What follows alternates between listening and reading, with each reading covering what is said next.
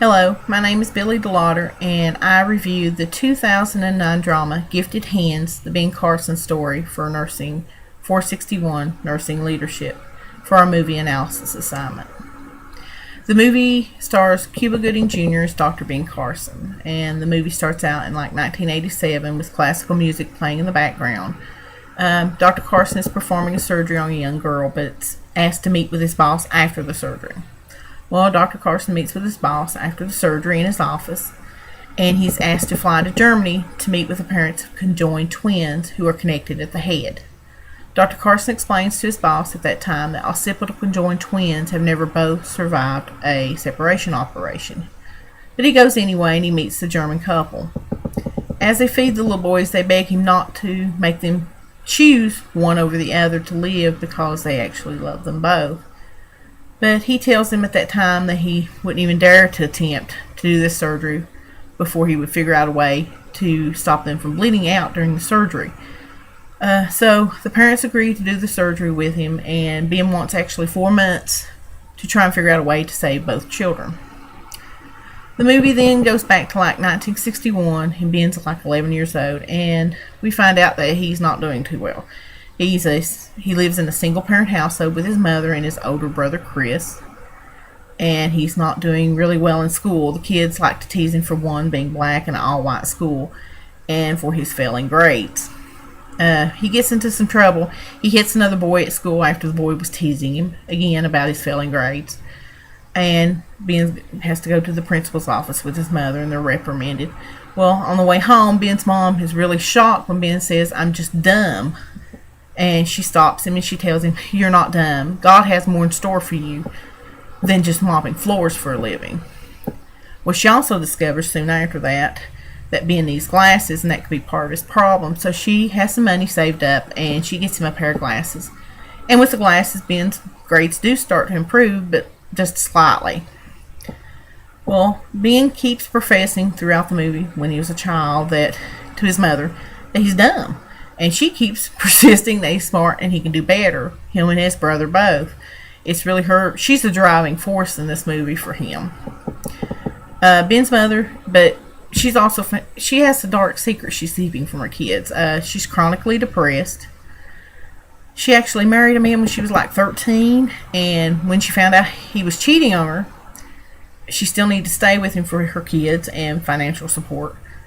Then he started dealing drugs, and she just couldn't have that around her kids, so she left him, and then she started doing odd jobs to keep them afloat. She goes to see a psychiatric doctor because she's having these feelings, and she actually confesses to him that she cannot read. She only has a third-grade education, and that she is thinking a lot about killing herself at times. So he talks her into being treated as an inpatient, and assures her that they will find the money somewhere, not to worry about the money.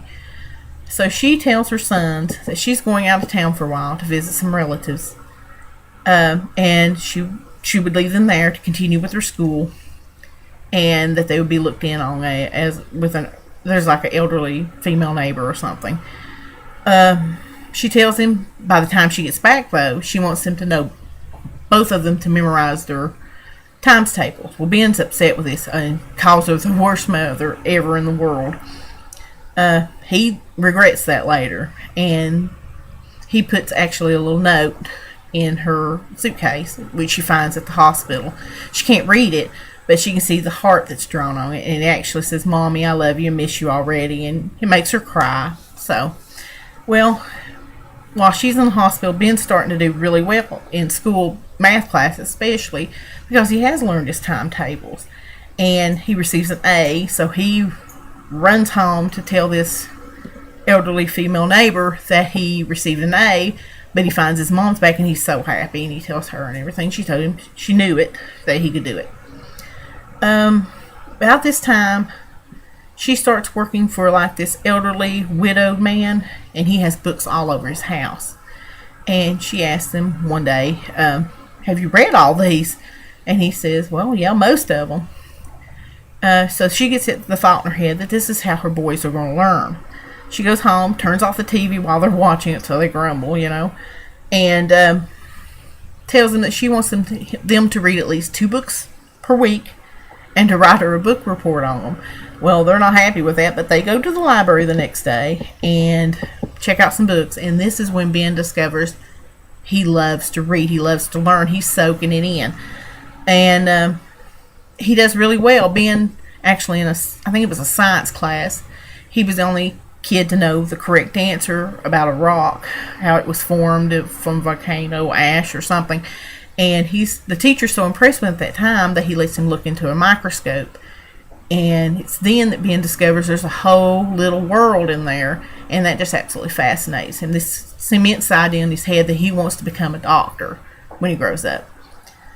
Let's see, the movie goes like up 4 years. He's in the 8th grade, and he's thriving in school. He's actually worked the books. He's learning. He's doing great in school. But his new teacher, she's clearly disturbed that he's beating out the white kids at spelling bees and math quizzes and everything.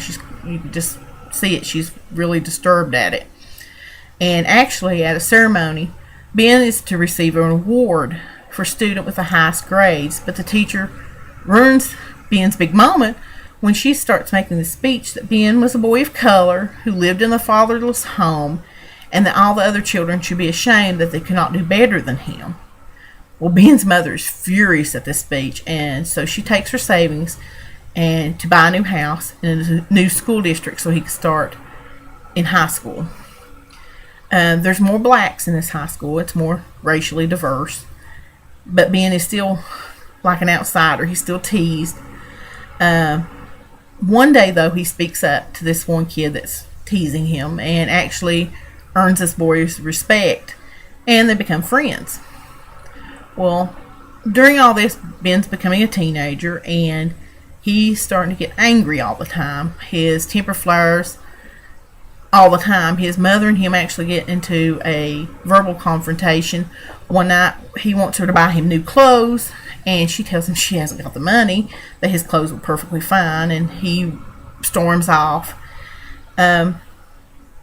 Ben actually buys a knife at this time, and it's just, boys are all fascinated by knives, we all know. So he's whittling one day with this knife. It seems like it's outside the school. That wouldn't happen now. But he's whittling, and the kid that became his friend is outside, comes up to him and starts teasing him and everything, and Ben gets really angry, and he just stabs this kid in the stomach, and the only thing is, the blade actually breaks off. The boy's wearing a belt buckle, and it breaks off on the belt buckle, so the boy's actually not stabbed, but the intent was there, and Ben knows that, so he runs home. He's crying, he's upset, and he actually sits there and prays in his room for God to take his anger, his temper away from him. And you could just tell he was really, really disturbed for what he'd just done. The movie then goes to like 1969, and Ben's grades has actually got him into Yale University. He's in a medical program there. He actually becomes fascinated with the human brain and wants to be a neurosurgeon. This is also where he meets his wife, Candy, future wife, Candy. He has some trouble with chemistry, but he actually gets an A in it, and he passes, and he begins his internship. Now, Ben wants to go to Johns Hopkins Hospital to do his internship. And he actually,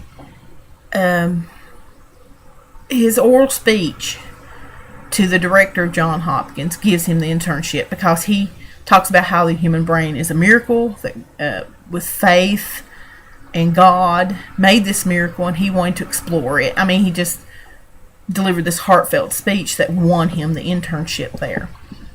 But he does meet some resistance there. The head nurse mistakes him for an orderly at first, and the doctor he's making the rounds with calls Ben out with a humiliating racial remark. I mean, it's really bad. But Ben actually keeps his cool, and he continues. He's actually determined to do his job on a daily basis, and he starts slowly winning the staff over with determination. He has a smile every day. He's friendly, and he's determined. He gets his work done. He's very persistent. Well, one day the neurosurgeons are all like gone on a conference and they can't get a hold of him, and a man comes in with a head trauma. Well, Ben has to make the decision to operate without supervision. So he does, and the man lives. He gets in trouble for it, but not without knowing that he earned the respect of his superiors for doing the right thing after all. Ben shoots forward a few years, and Ben's actually a neurosurgeon. They bring a small 4-year-old girl in, and she's having constant seizures, but only on her right side. She's had them since she was like 18 months old. And he discusses with the family that she needs a surgery to remove the left side of her brain. And he explains to them that, the cells should take over, that children's brain cells seem to take over the damaged part sometimes when it's missing, but there was risk that she could have no speech, she could be paralyzed on her right side, and other neurological deficits. But what kind of life is having a constant seizure either? So they agree. He does the surgery and it's a success. This is the first of its kind, so he's kind of like riding that high. At this time, Ben's mom comes to live with him and his wife. His wife, Candy, and him they already have 2 children, and she is having twins. She's pregnant with twins at that time, so they're really needing mom's help. One night, his wife wakes him up and she's bleeding. He takes her to the hospital, and even after all that, she still loses the twins. Well, he's devastated. He stays right by her side until she wakes up, and she tells him, I don't need you. You go to your patients. They need you more. So she makes him go to work that day, and he works, but he comes home later that night, and he breaks down and cries. It's so sad. He goes back to 1987 then, and where the movie started. And Ben's actually talking to his mother in the kitchen after dinner, and he watches her turn the faucet off. And this gives him the idea of performing simultaneous cardiac bypasses on the twins so they won't bleed out during this cranial surgery.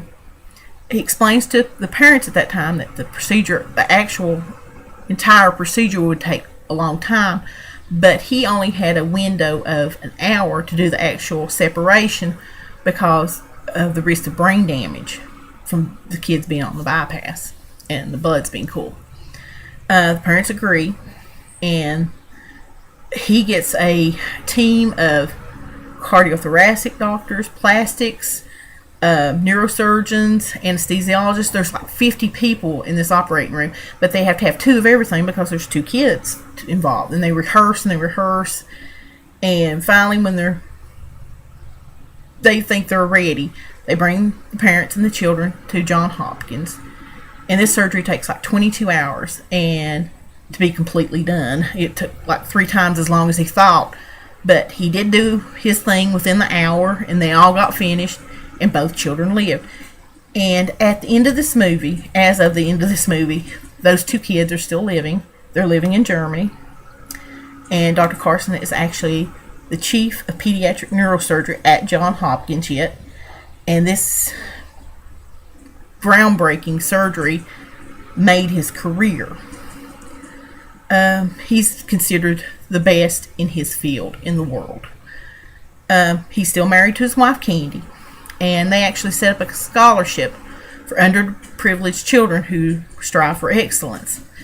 This movie just proved that with determination and a faith in God and a mother's love and persistence, that he, even with all the racism, all the things that he had going against him, his failing grades and everything, with all that, he succeeded and became the most renowned pediatric neurosurgeon in the world.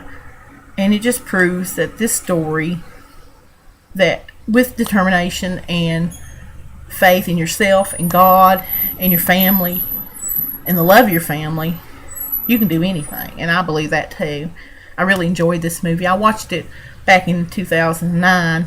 That's why I thought of it to do this analysis song, and I really appreciate it. Thanks.